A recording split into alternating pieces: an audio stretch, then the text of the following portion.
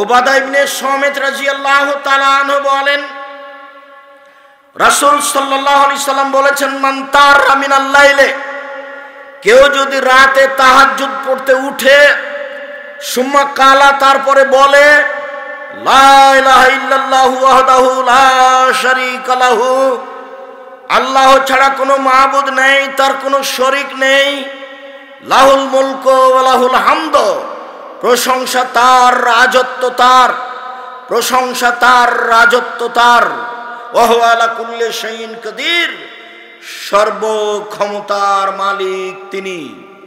ও সুবহানাল্লাহ, তার পবিত্রতা বর্ণনা করি, আলহামদুলিল্লাহ, তার প্রশংসার কথা বলি, সুবহানাল্লাহ আলহামদুলিল্লাহ ওয়া লা ইলাহা ইল্লাল্লাহ, আল্লাহ ছাড়া কোনো মাবুদ নাই, আল্লাহু আকবার, তিনি সবচেয়ে বড়, ওয়ালা হাওলা ওয়ালা কুওয়াতা ইল্লা বিল্লাহ, বাহ্যিকভাবে আন্তরিকভাবে নড়াচড়া করার কোনো শক্তি নেই।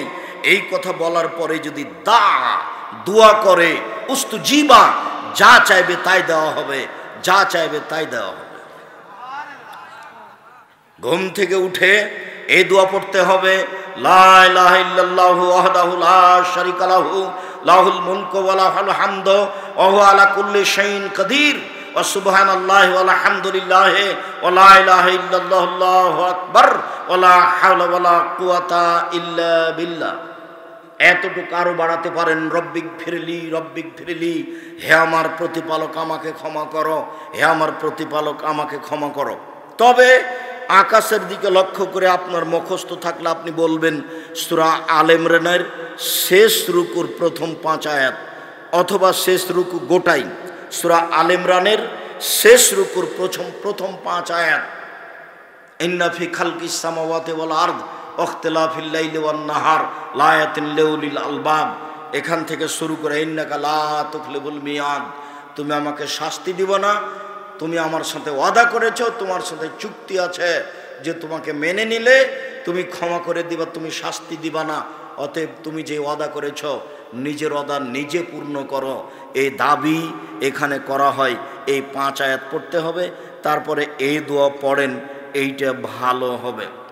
আবু হুরায়রা রাদিয়াল্লাহু তাআলা আনহু বলেন, রাসূল সাল্লাল্লাহু আলাইহি সাল্লাম বলেছেন, ইয়াকিদু শাইতানু আলা কাফিয়াতে রাসে আহাদিকুম ইযা হুয়া নামা সালাসা ওয়াকাদিন, মানুষ যখন রাতে ঘুমিয়ে যায় তখন শয়তান তার মাথাতে 3টে গিরা দেয়, চুলে গিরা দেয়, চুল থাকুক আর না থাকুক ও গিরা দিতে পারে, তার মাথায় 3টে গিরা লাগায়, ওয়া ইয়াজরিবু, আর ও মাথার উপরে গিরার উপরে থাবা মারে, ওয়াকুল, এবং বলে, আলাইকা লাইলুন তাবিল, লম্বা রাত ফারকত ঘুমাও, লম্বা রাত ফারকত ঘুমাও, লম্বা রাত ফারকত ঘুমাও, এভাবে বলতে থাকে। ফাইনিস্তাই কাজা, এরই ফাঁকে যদি লোকটা লাফ দিয়ে উঠে, ফাযাকার আল্লাহ, তারপর বলে আলহামদুলিল্লাহিল্লাযী আহইয়ানা বা'দা মা আমাতানা ওয়া ইলাইহিন নুশুর, সে আল্লাহর প্রশংসা যে আল্লাহর নামে ঘুমিয়ে গেছিলাম, সে আল্লাহ আবার ঘুম থেকে জাগালো, তারই প্রশংসা, তারই নিকটে ফিরে যাব। এই দোয়ার এত ক্ষমতা, বলার সাথে সাথে ইনহাল্লা তকদাতুন, একটা গিরা খুলে যাবে। ওয়াইন তাওয়াদ্দা, এখন যদি ওযু করে ইনহাল্লা তকদাতুন, তাহলে আরেকটা গিরা খুলে যাবে। ওয়াইন সাল্লা, এখন যদি সালাত আদায় করে ইনহাল্লা তকদা, তাহলে আরেকটা গিরা খুলে যাবে।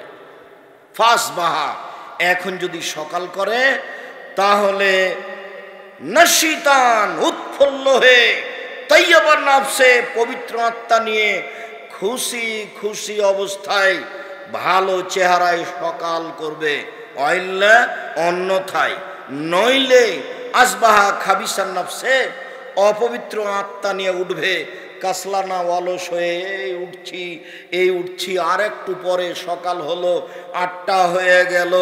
তারপর উঠেছে, মেশাক নিয়েছে, পাউডার নিয়েছে, দাঁত কচলাচ্ছে, মুখখানটা ভ্যাংচা হয়ে আছে, মনে হচ্ছে যে কেমন কেমন লাগছে। কেন জানেন? আল্লাহ রসুল বলছেন বালা ফিউজ নেই শয়তান, ওর কানে ওর মুখে শয়তান পেশাব করে দিয়েছে। যা বলছি সব হাদিস, বুখারী মুসলিম। এই কথার ভিতরে কাঁটা ঢোকানোর মতো পৃথিবীতে মানুষের কোনো ক্ষমতা নেই। এর সাথে ওই কথা, যে কথা বহুদিন বলেছি, আম গাছে যান ধরতে পারে ধরে না, অমাবস্যার রাতে চাঁদ উঠতে পারে উঠে না, সুঁয়ের ছিদ্র দিয়ে লাঙ্গলের ফাল ঢুকতে পারে ঢোকে না, সুঁয়ের ছিদ্র দিয়ে লাঙ্গলের ফাল ঢুকে যেতে পারে, আম গাছে জাম ধরে যেতে পারে, অমাবস্যার রাতে চাঁদ উঠে যেতে পারে, এগুলো ঘটে যেতে পারে। আমি যা বললাম এতে সন্দেহ আছে বলে কিয়ামত পর্যন্ত চেষ্টা করলে সরিষা ঢোকানো যাবে না। যা বলছি তাই থাকবে। ওর মুখে ওর কানে পেশাব করে দিয়েছে শয়তান, এ কথাই ঠিক। আমি বলিনি, মুহাম্মদ সাল্লাল্লাহু আলাইহি ওয়াসাল্লাম বলেছে। এ বাক্য আমার নয়।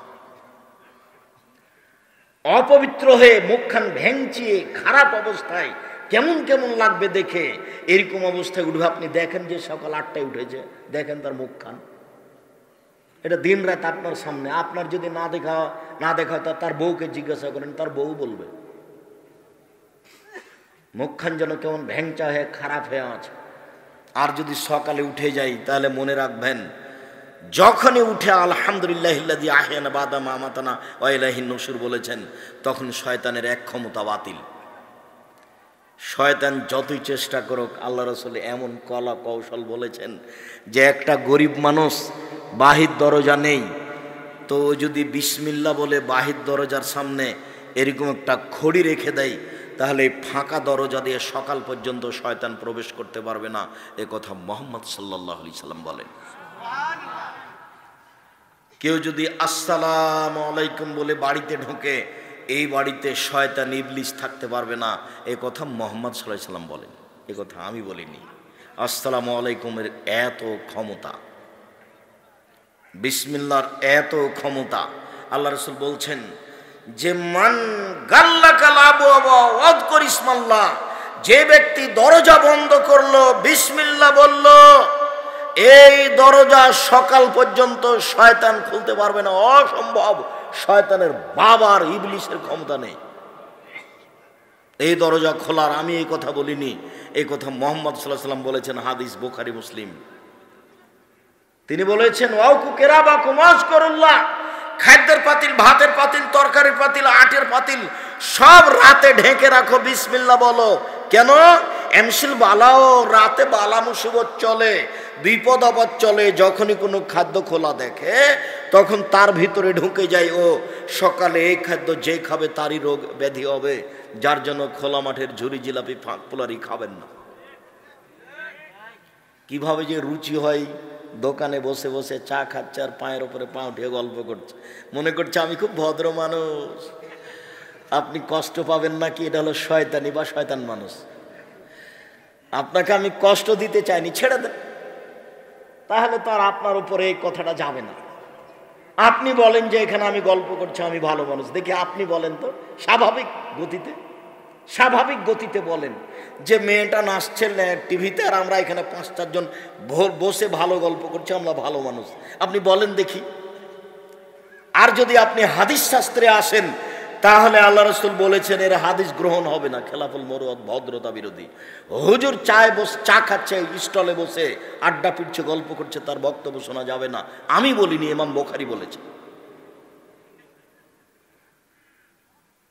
দোকানে বসে আড্ডা পিটছেন হুজুর, সবার সাথে গল্প করছেন, বক্তব্য দিয়ে এসেছে, কেমন বলেছে, কেমন করেছে, কত টাকা নিয়েছে, সে গল্প করছে। বলে হুজুরের দাম কম নাকি, অগ্রিম 50,000। পাগল হয়ে গেছে ধর্ম। আমি বুঝতে পারি না, শতকরা 98টা কথা মিথ্যা আছে। যদি প্রমাণ করতে চান আমার সামনে নিয়ে আসেন, আমি আপনাকে বিপাকে ফেলতে চাইনি। আব্দুর রাজ্জাক সাহেব, এভাবে আপনি বলেন আল্লাহে আল্লাহর কসম, আল্লাহে আল্লাহর কসম, আল্লাহে আল্লাহর কসম, 90 সাল থেকে মাঠে আছি, 31 বছর থেকে আমি কোনোদিন অপ্রয়োজনীয় বাক্য বলিনি। 31 বছর আমি কোনোদিন কেসা কাহিনী বলিনি। 31 বছর আমি কোনোদিন কারো বদনাম করিনি। খোলা মাঠে 31 বছর আমি কারো কোনোদিন বদনাম করিনি। আমি বলেছি শতকরা 98 জন বক্তা মিথ্যুক, 95 জন বক্তা মিথ্যুক। আমি বলিনি ইনি মিথ্যুক। আমি বলেছি শতকরা 98 জন মুফাসসির মিথ্যুক। আমি বলিনি এই মুফাসসির মিথ্যুক, এই কথা আমি বলিনি। আপনি যদি আমার কথায় চ্যালেঞ্জে আসেন তখন দেখা যাবে। আপনার সাহস থাকলে আপনি কোনো সময় দাঁড়ালে তখন কথা হবে, দেখা যাবে আপনার মুফাসসির কি করেন। তবে আমি নিচে থেকে কাউকে বলতে যাইনি। তবে বক্তা মিথ্যুক আছে এই কথা চূড়ান্ত। নইলে আল্লাহ রাসূল এত কথা বললেন কেন? মাওলানা সাহেবকে দিয়ে জাহান্নাম উদ্বোধন হবে কেন? জিহ্বা কেটে নেওয়া হবে কেন বক্তার? তাহলে মিথ্যুক না হলে ভালো মানুষ হলে এটা আল্লাহ নবী বলবেন কেন? আল্লাহ নবী অহেতুক কথা বলেছেন? নাউযুবিল্লাহি মিন যালিক, তা হতে পারে না। মুগিরা ইবনে শুবা রাদিয়াল্লাহু তাআলা আনহু বলেন, কামা রাসূলুল্লাহ সাল্লাল্লাহু আলাইহি সাল্লাম হাত্তা তাওয়াররামা কাদামাহু। আল্লাহর নবী রাতে উঠে তাহাজ্জুদ পড়তেন, দীর্ঘ সময় দাঁড়িয়ে, দুই পা ফুলে গেছিল। ফাকিলা লাহু, তাকে বলা হলো, কাদ গফিরা লাকা মা তাকাদ্দামা মিন জামবিকা ওয়া মা তাআখারা। মুহাম্মদ, আপনার আগের পাপ পরের পাপ সব পাপ ক্ষমা করা হয়ে গেছে। লিমা তাসনাউ হাজা, আপনি এভাবে রাতে উঠে এত সালাত আদায় করেন কেন, যার কারণে পা ফুলে গেছে? তখন তিনি বলেছিলেন, আফালা আবদান শাকুরা, আমি কি একজন শুকরিয়া আদায়কারী মানুষ হব না? আমারও তো শুকরিয়া আদায় করা দরকার। বলেন, আপনি কি শুকরিয়া আদায় করেছেন? বাড়ি তো বেশ সুন্দর করেছেন, অনেক জমির মালিক, আপনি কি শুকরিয়া আদায় করেন? ফকিরে ভিক্ষে চাইলে তো না করেন, মাফ করো। সেদিন আমি বলে গেছি, মনে আছে? বলে গেছি যে তোমার মা তোমার পকেটে যেন কিছু খুচরা টাকা দেয়, আপনার স্ত্রী যেন আপনার পকেটে কিছু খুচরা টাকা দেয়। তাকে অভ্যাসী হতে হবে আজ থেকে, জরুরি। কেন? ফকিরে ভিক্ষে চেয়েছে, আছে 500 টাকার নোট, দিতে পারবেন? তখন নিরুপায় তার কাছে ক্ষমা চাইতে হবে, বলতে হবে মাফ করো। ক্ষমা চাচ্ছেন, দেখেন কোন পাগলামি বুদ্ধি। আপনার স্ত্রী যদি 50টা 100 টাকা খুচরা দেয়, তাহলে আপনি 10 টাকা করে দিতে থাকবেন, খালি পয়সা নিয়ে কোনোদিন বের হবেন না। আমার মা বলতেন, বেটা ছেলেকে খালি টাকায় বের হতে হয় না। কি বুঝতেন আমার মা, আল্লাহ ভালো জানেন। আল্লাহুম্মা গফির লাহু ওয়ারহাম। খুচরা টাকা হাতে নিয়ে বের হবেন, ফকির চাইলে মাফ করেন, এ কথা বলতে হবে না। আর বেশি চাউল রান্না করবেন, আপনার মায়ের যেটা স্বভাব ছিল সেই স্বভাব আপনার বউয়ের হতে হবে। আপনার মায়ের স্বভাব ছিল 3 কেজি চাউল রান্না করা, 3 সের। আপনারা 10-12 ভাই বোন খেতেন, আপনার বাপ মা খেত, আপনার ভাগনা ভাগ্নি খেত, ফকিরে খেত, মুসাফিরে খেত, তারপরে রাতে ভাত আছে। তার মা, আপনার মা এত চাউল রান্না করেছেন, আর আপনি রান্না করেছেন 150। কতটি? 150 চাউল রান্না করেছেন। দুপুরে মেহমান এসেছে, তখন বউ আপনাকে বলছে কি করবে? চাউল ভাত তো তার আগে দিলে তো এখনই শেষ হয়ে যাবে, আবার রান্না করতে হবে। এক কাজ করো, চানাচুর বিস্কুট দিয়ে বিদায় করতে। এই নোংরা নীতিতে যেতে হবে না। মায়ের স্বভাবে আপনার স্ত্রীকে ফিরে যেতে হবে, জরুরি। বাপের স্বভাবে আপনাকে ফিরে যেতে হবে, জরুরি। আপনার বাপের স্বভাব ছিল এশার সালাতের সময় মসজিদ থেকে বের হওয়ার সময় দেখতো যে ওইদিকে এদিকে কেউ আছে নাকি। ওই যে মসজিদের এক কোনায় বসে আছে, কে তুমি? কোথায় বাড়ি? ফরিদপুর। খেয়েছেন কিছু? জি না। চলেন আমার বাড়িতে।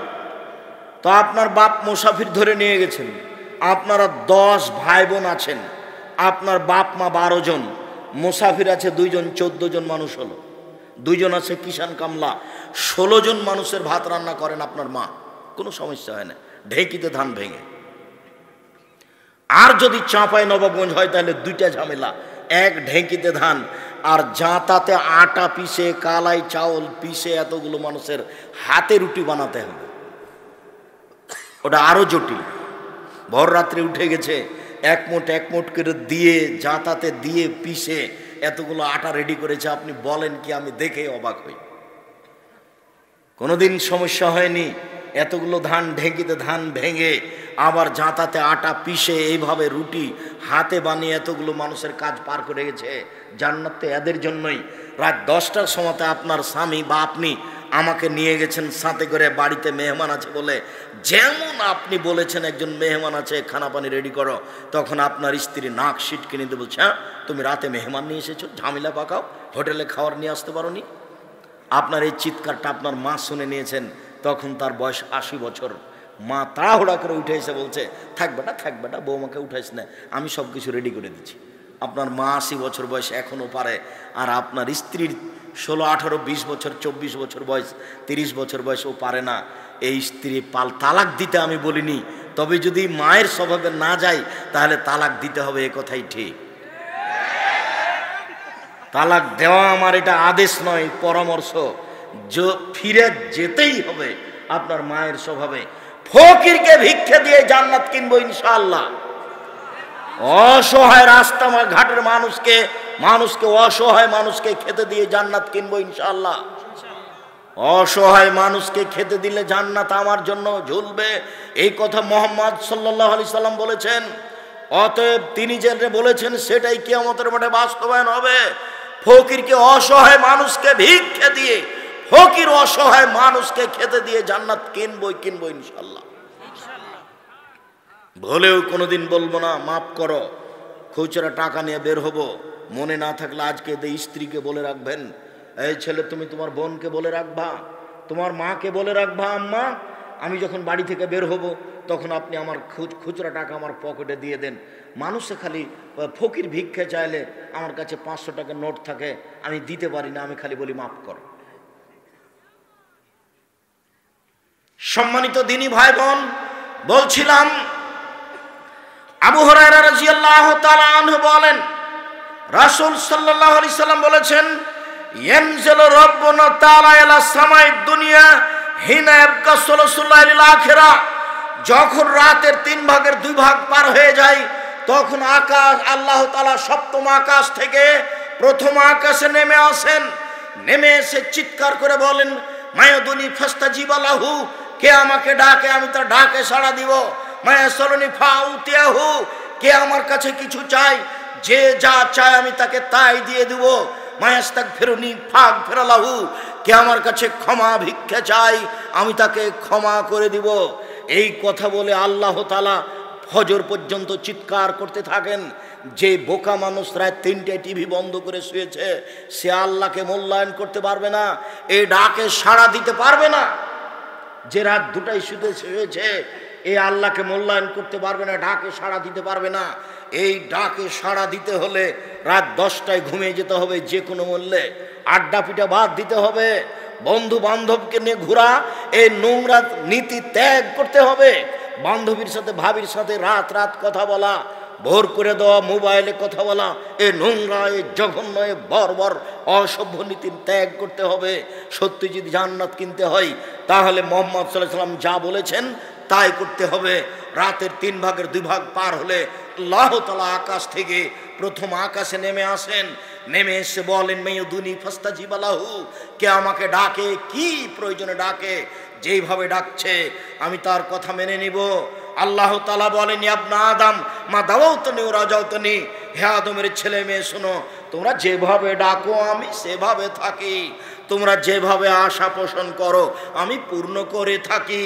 হে আদমের ছেলে মেয়ে শোনো, তোমরা যেভাবে ডাকো আমি সেভাবে থাকি, যেভাবে আশা পোষণ করো আমি সেভাবে পূর্ণ করে থাকি। মায়াসলুনি ফাউতিয়াহু, যে যা চাই আমি তাকে তাই দিয়ে দিই। মায়াস্তাগফিরুনি ফাগফির লাহু, কে পাপ করেছে ক্ষমা ভিক্ষা চাই, যত বড়ই পাপী হোক না কেন আমি তাকে ক্ষমা করে দিই। আদমের ছেলে মেয়ে শোনো, লাউ বালাগাত যুনুবুকা আনানা সামায়ে, তোমার পাপ বেশি হতে হতে যদি আকাশে লেগে যায়, ফাস্তাগফারতানি, এরপরে যদি তুমি আমার কাছে ক্ষমা চাও, গাফারতু লাকা, আমি তোমাকে ক্ষমা করে দিব। ওয়ালা উবালি, আমি পরোয়া করি না তুমি কত বড় পাপী, আমি পরোয়া করি না তুমি কত বড় পাপী, আমি আল্লাহ পরোয়া করি না তুমি কত বড় পাপী। তুমি একটু বলো না আমাকে যে আমার ভুল হয়েছে মাফ করো, আমি তো সেটাই শুনতে চাচ্ছি। কুল্লু বানি আদম খাত্তা খায়রুল খাত্তাইনা তাওবুন, আদম সন্তানই পাপী, সবচেয়ে ভালো মানুষ সেই যে পাপ করার পরে আমাকে বলে আমার ভুল হয়েছে। আস্তাগফিরুল্লাহ ওয়া আতুবু ইলাইহি, আস্তাগফিরুল্লাহাল্লাযী লা ইলাহা ইল্লা হুয়াল হাইয়ুল কাইয়্যুম ওয়া আতুবু ইলাইহি। এই সব দোয়া যে পড়তে পারে আল্লাহ তার কথা শোনার জন্য প্রতীক্ষমান রয়েছেন। যেভাবে ডাকো তুমি আমি সেভাবে থাকি, যেভাবে আশা পোষণ করো আমি সেভাবে পূর্ণ করে থাকি। এই কথা রাসূল সাল্লাল্লাহু আলাইহি সাল্লাম বলেন। উমামা বাহিলি রাদিয়াল্লাহু তাআলা আনহু বলেন, রাসূল সাল্লাল্লাহু আলাইহি ওয়াসাল্লাম বলেছেন, জিজ্ঞাসা করা হয়েছিল আল্লাহ রাসূলকে, আইয়ুদ দুআ আসমা, আল্লাহর নবী সবচেয়ে বেশি দোয়া কবুল হয় কখন? আল্লাহর নবী সবচেয়ে বেশি দোয়া কবুল হয় কখন? তখন আল্লাহ রাসূল বললেন, ফি জফিল লাইলিল, জফর লাইলিল আখিরা, শেষ রাতে, রাতের শেষে, শেষ রাতে, একটার পরে দুইটার পরে তিনটার পরে এরকম সময়ে সবচেয়ে বেশি দোয়া কবুল হয়। ও দোবরা সালাতিল মাকতুবাতে, ফরজ সালাতের পরে আল্লাহকে ডাকলে মানুষের পাপ ক্ষমা হয়ে যায়, আল্লাহ তাআলা তার কথা শুনে নেন। সম্মানিত দিনী ভাই বোন, আবু হুরায়রা রাদিয়াল্লাহু তাআলা আনহু বলেন, রাসূল সাল্লাল্লাহু আলাইহি ওয়াসাল্লাম বলেছেন, ইন্না ফিল জান্নাতে গোরাফ, নিশ্চয় জান্নাতে এত উন্নত মানের দামি দামি ঘর রয়েছে, উন্নত মানের পদার্থ দিয়ে তৈরি, হীরা মুক্তা মাণিক্য দিয়ে তৈরি, শুধু টকটক টকটক করছে, ঝকঝক করছে। ইউরা জাহিরুহু মিন বাতিনিহা বাতিনুহু মিন জাহিরিহা, যার বাহির থেকে ভিতর দেখা যায়, ভিতর থেকে বাহির দেখা যায়, বাহির থেকে ভিতর দেখা যায়, ভিতর থেকে বাহির দেখা যায়, টকটক টকটক করছে। এত দামি ঘর তৈরি করেছেন আল্লাহ। সাহাবীগণ বললেন, লেমন হাজেহি, আল্লাহর নবী এত দামি ঘর কে পাবে? লেমন হাজেহি, এত দামি ঘর কে পাবে? তখন আল্লাহ রাসূল বললেন, এক লেমানা আলানাল কালামা, যার মুখের ভাষা নরম। এই ছেলে, তোমাকেই বলছি, তোমার বয়সের ছেলে হোক মুরব্বী হোক, আজ থেকে কাউকে ঝাঁকি দিয়ে রাগ দেখিয়ে কথা বলবো না। ভালো আচরণের সবচেয়ে বড় সাইড হলো মুখ। ভালো আচরণ ওর মুখ ভালো যার, খারাপ আচরণ ওর মুখ খারাপ যার। কথায় কথায় হ্যাঁ হ্যাঁ করে হাসছে, একবারে এর পিছনে লাগছে, ওর পিছনে লাগছে, একবার একে হাসাচ্ছে, একবার ওকে হাসাচ্ছে, অহেতুক কথা বলছে, বিরুদ্ধে কথা বলছে, এর মুখখান সবচেয়ে খারাপ। আল্লাহ রাসূল বলছেন, সঙ্গী সাথে বলতে পারো মাইকুবুর নাসার নারা পিছন দিক থেকে ধাক্কা মারে জাহান্নামে নিক্ষেপ করে কি? সঙ্গী সাথী বলতে পারো মানুষকে পিছন দিক থেকে ধাক্কা মেরে জাহান্নামে নিক্ষেপ করে কি? সঙ্গী সাথী বলতে পারো মানুষকে পিছন দিক থেকে ধাক্কা মেরে জাহান্নামে নিক্ষেপ করে কি? এই কথা বলতে বলতেই ফা খাজালে সানা হোক জিভাটা ধরে নিয়ে বলছেন, দেখো জিভা মানুষকে পিছন দিক থেকে ধাক্কা মেরে জাহান্নামে নিক্ষেপ করে। আর মহিলা মানুষই মানে বদনাম করে, যে এসেছে সন্ধ্যা থেকে এসে খালি কি যে বলছে তার কোনো হিসাব নাই। এই মেয়ে, শীতের দিনে মাথায় কাপড় না দিয়ে বসে আছো, শরম হয় না তোমার একটু? আপনি একজন মহিলা মানুষ, আপনাকে কখন থেকে আমি নিষেধ করছি, আপনি কথা বলছেন কেন? আপনাকে তো আমি ধৈর্য ধারণ করে বসে থাকতে বলেছি, আপনি ইতস্তবোধ করেন না কেন? আপনি কি সম্মান করেন আমাকে তা তো আমি বুঝলাম না। এই মেয়ে, তোমারই তো খুব পিড়ি যে আব্দুর রাজাক সাহেবকে নিয়ে আসেন, তো তুমি হাঁটতে হাঁটতে চলে গেলে কেন? এভাবে বসে আছে কেন বেখেয়াল? এক একটা বাক্যের মূল্য 1 কোটি টাকা। তোমাকে এইভাবে হিসাব করতে হবে। আমার ব্যক্তিগত কোনো কথা নেই এখানে। প্রতিটা বাক্য মুহাম্মদ সাল্লাল্লাহু আলাইহি সাল্লামের মুখের ভাষা আমি আরবি থেকে বাংলা করে শোনাচ্ছি। আমি নিজে থেকে একটা বাক্য বলিনি। সম্মানিত দিনী ভাই বোন, বলছিলাম রাসূল সাল্লাল্লাহু আলাইহি সাল্লাম বললেন, এত দামি ঘর পাবে সেই যার মুখের ভাষা নরম। 2 আতামাত তমা, যে দুস্থ গরিব ফকির মিসকিনকে খেতে দেয়। ওই কথাটা আবার ফিরে আসলো। বউকে মায়ের স্বভাবে যেতেই হবে যে কোনো মূল্যে। দোস্ত গরিব ফকির মিসকিনকে খেতে দেয় যে, তার জন্য এ দামি ঘর। 3 অতাবা শ্যামা, নিয়মিত নফল রোজা শ্যাম থাকে যে। শ্যাম মানে বৃহস্পতিবার আর সোমবার শ্যাম থাকতে হবে রোজা। বলতে পারেন বৃহস্পতিবার সোমবার কেন শ্যাম থাকবো? সাপ্তাহিক রিপোর্ট পেশ করা হয় এই 2 দিনে। তো আমাদের নবী বলতেন না, আনা উহিব মায়ুরাজা আমালি ওয়ানা সায়েম, আমার যখন রিপোর্টটা দেওয়া হবে তখন ও দেখুক যে আমি সিয়াম আছি। দেখো দেখো তুমি, আমি সিয়াম আছি, এ নাও আমার রিপোর্ট, আমি সিয়াম অবস্থায় আছি, এটা দেখো। আল্লাহর নবী তার রিপোর্টটা দেখানোর সময়তে তিনি কি অবস্থায় দেখাতে চাইতেন? সিয়াম অবস্থায়। মনে হয় বুঝাতে পারি না ভালো করে। তাহলে এখন আমরাও যদি চাই তাহলে আমাদের কি করতে হবে? কোন কোন দিন? বৃহস্পতিবার আর সোমবার। চেষ্টা করেন, মানুষই পারে, গরু ছাগলে কাজ করতে পারবে না। বৃহস্পতিবার সোমবার কে মানুষ, কে সিয়াম থাকতে পারবে? মানুষ, আমি আপনি। চেষ্টা করতে হবে, করতে হবে চেষ্টা। মানুষই পারে, পথ কিছু অবলম্বন করতে হবে, ইবাদতে নামতে হবে। নিয়মিত সিয়াম পালন করে যে, তার জন্য এই দান জান্নাত।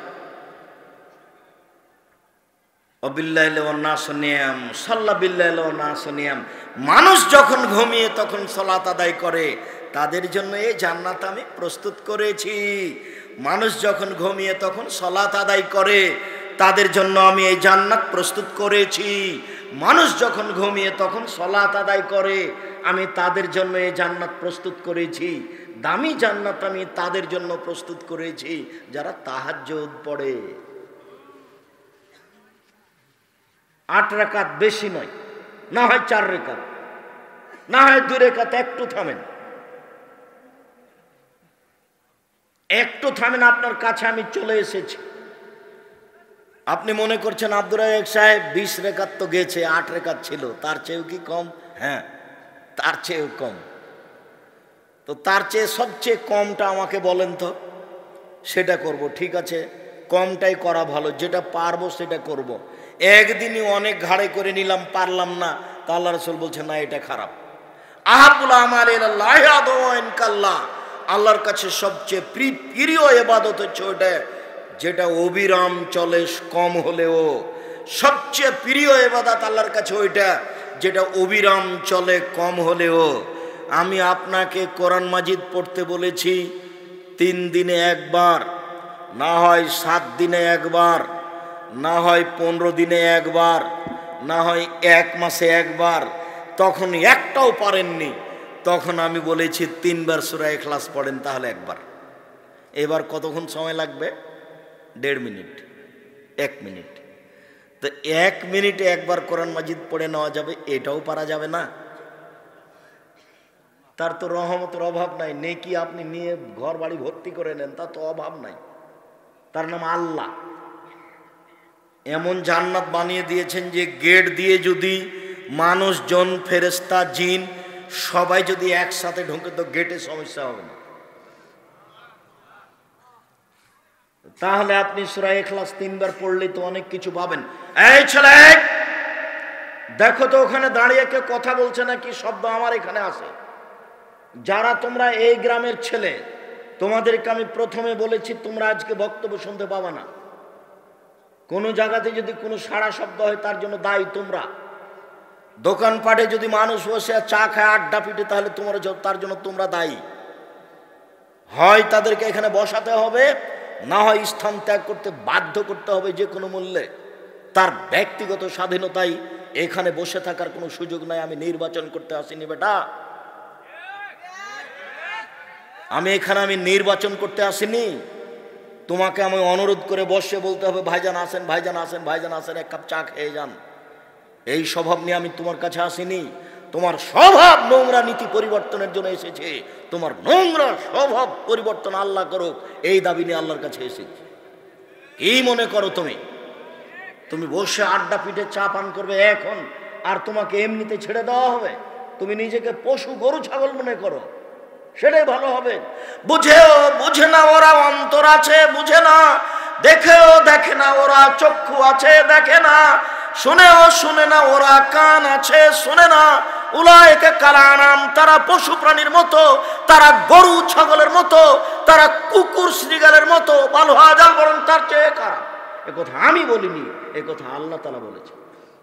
তোমার স্বভাব কুকুর শ্রীগালের চেয়ে খারাপ, এ কথা আমি বলিনি, এ কথা আল্লাহ তাআলা বলেছে। তুমি আমার বাক্যকে উল্টিয়ে ধরার চেষ্টা করো ক্ষমতা থাকলে, তোমারটাই যদি ঠিক হয়ে যায় আমি ছেড়ে দেবো, এ কথা আমি বলিনি, এ কথা আল্লাহ তাআলা বলেছেন। কুকুর শ্রীগালের মতো স্বভাব মানুষের, নইলে তার চেয়েও খারাপ, এ কথা আল্লাহ বলেন, আমি বলিনি। সম্মানিত দিনী ভাই বোন, রাসূল সাল্লাল্লাহু আলাইহি ওয়াসাল্লাম বলেন, মানুষ যদি দামি জান্নাত পেতে চায় তাহলে 4টা স্বভাব নিতে হবে। শেষ রাতে সালাত আদায় করে যারা, এই জান্নাত পাবে তারা। উমামা বাহিলি রাদিয়াল্লাহু তাআলা আনহু বলেন, রাসূল সাল্লাল্লাহু আলাইহি সাল্লাম বলেছেন, আলাইকুম বিকিয়ামিল লাইল ফাইন্নাহু দাবুস সলিহিনা কাবলাকুম। পৃথিবীর মানুষ, তোমরা রাতে তাহাজ্জুদ পড়তে শিখো। এটা অতীতের নবী রাসূল পরহেজগার মানুষের স্বভাব। পৃথিবীর মানুষ, তোমরা রাতে তাহাজ্জুদ পড়তে শিখো। এটা অতীতের নবী রাসূল পরহেজগার মানুষের স্বভাব। পৃথিবীর মানুষ, তোমরা তাহাজ্জুদ পড়তে শিখো। এটা অতীতের নবী রাসূল পরহেজগার মানুষের স্বভাব। এই স্বভাব তাদের ছিল, তারা রাতে উঠে তাহাজ্জুদ পড়তো। শোনো, তাহাজ্জুদ পড়লে 3টা সুবিধা হয়। হুয়া কুরবাতুন ইলা রাব্বিকুম, তাহাজ্জুদ পড়লে তুমি তোমার প্রতিপালকের পাশে হয়ে যাবা। তাহাজ্জুদ পড়লে তুমি তোমার প্রতিপালকের পাশে হয়ে যাবা। 2 মুকাফিরাতুন লিসায়াত, তাহাজ্জুদ পড়লে পাপ ক্ষমা হয়ে যাবে। তাহাজ্জুদ পড়লে পাপ ক্ষমা হয়ে যাবে। 3 মানহাতুন আনিল ইসমে, তাহাজ্জুদ পড়লে মোবাইলের পাপ বন্ধ হয়ে যাবে। তাহাজ্জুদ পড়লে সামাজিক পাপ বন্ধ হয়ে যাবে। তাহাজ্জুদ পড়লে নোংরামি, বদমেজাজি, স্বৈরাচারী, স্বেচ্ছাচারী, খারাপ স্বভাব বন্ধ হয়ে যাবে। এ কথা আমি বলিনি, এ কথা মুহাম্মদ সাল্লাল্লাহু আলাইহি সাল্লাম বলেছেন। 1 আল্লাহর নিকটে হওয়া যাবে। 2 পাপ ক্ষমা হয়ে যাবে। 3 পাপ পাশ থেকে দূরে সরে যাবে।